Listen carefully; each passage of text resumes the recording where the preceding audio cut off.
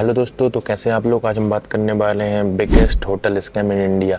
India में जो भी हमारे होटल स्कैम होते हैं ना, जो बहुत लाखों करोड़ों रुपए के हैं, तो आज हम ऐसे आपको सब 2 स्कैम बताने वाले हैं। तो आप वीडियो को पूरा देखिएगा, स्किप मत करिएगा। आप भी इन स्कैम को देखकर चौंक जाएंगे।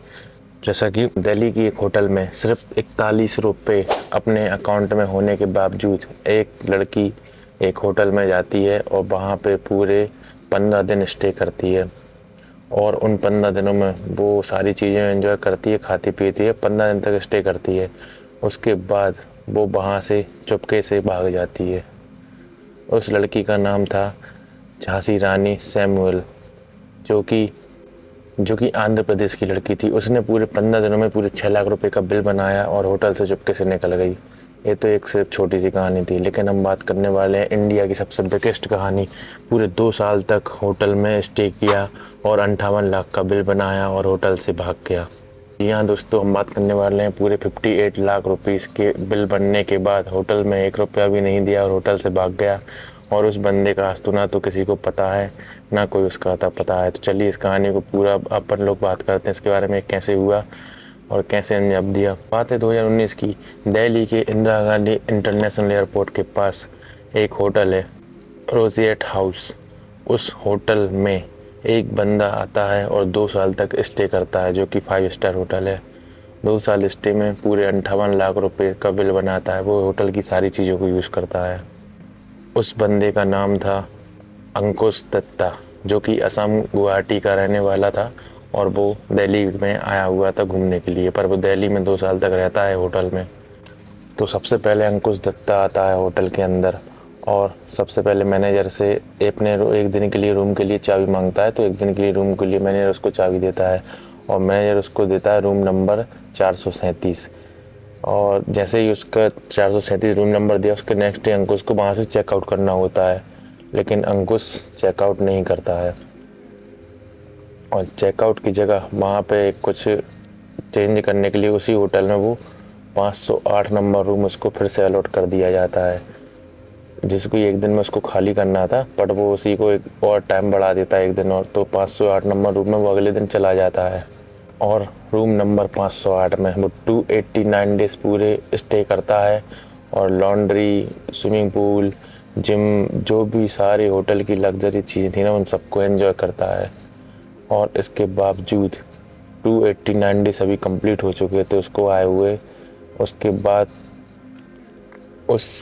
हर होटल की एक वो होती है कि जिसमें कोई भी एक लिमिट होती है कि कस्टमर को इससे ज़्यादा नहीं रहने दिया जाता है। तो उसके बाद उसको वहाँ से रूम खाली करा दिया जाता है। अंकुश से मैनेजर के बोलने पर अंकुश से रूम खाली करा दिया जाता है। पर अंकुश उसी होटल में दूसरा कमरा ले लेता है, जो कि उसको मिलता है उसके अगले दिन। जैसे ही 289 दिन कम्प्लीट होना, उसके अगले दिन वो उसी होटल में दूसरा कमरा ले लेता है और उस कमरे में वो फिर से 313 दिन फिर स्टे करता है। इतना स्टे करने के बाद पूरे टोटल 603 दिन कंप्लीट हो जाते हैं अंकुश को दिल्ली की इस होटल में। उसके बाद 22 जनवरी को अंकुश उस होटल से सभी के सामने वहाँ से निकल जाता है और वो बिना कुछ 1 रुपया दिए हुए चला जाता है, जबकि अभी तक का अंकुश का बिल पूरे 58 लाख रुपीस बन चुका था। 22 जनवरी के अगले 2 साल बाद मैनेजर के द्वारा उस होटल में जो भी मैनेजर था उसके द्वारा एक मिस कैलकुलेशन होती है, जो कि होती है पूरे 58 लाख रुपीस की। तब जाके पता चलता है कि इस होटल में कुछ गड़बड़ हुई है। और यहाँ तक कि अंकुश जब वहाँ पे पूरे 2 साल रुका था ना, उसमें बीच बीच में अपने पापा को भी बुलाया हुआ था। तो उसके पापा भी रहने हुए आए थे।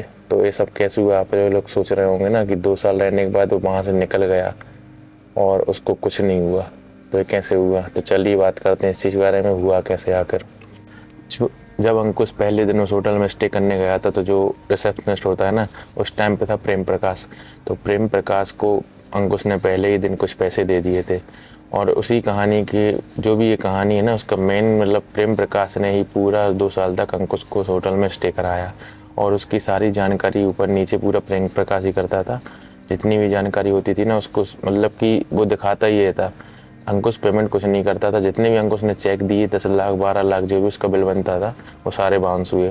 पर प्रेम प्रकाश ने उसको एडजस्ट करके आगे मैनेजर को ये बताया कि यहाँ से पेमेंट आ चुकी है, बट ऐसा नहीं हुआ था।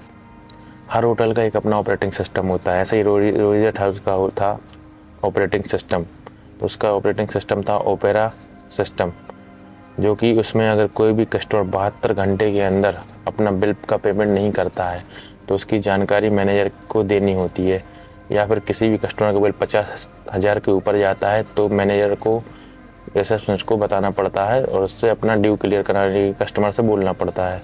बट अंकुश का कोई भी ऐसी रिपोर्ट ना तो कभी मैनेजर के पास पहुंची, क्योंकि प्रेम प्रकाश सारी रिपोर्टों को बदल देता था और जो भी उसका बिल बनता था ना, जो भी खाने पीने का हर चीज़ का, वो अदर कस्टमरों के में एडजस्ट करता रहता था।